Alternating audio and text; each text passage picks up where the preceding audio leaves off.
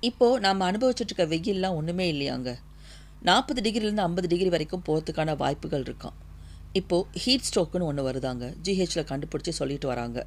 50 வயசுலேருந்து 60 வயசில் இருக்கவங்கலாம் ரொம்ப மயக்கம் போட்டு விழுறாங்களாம்.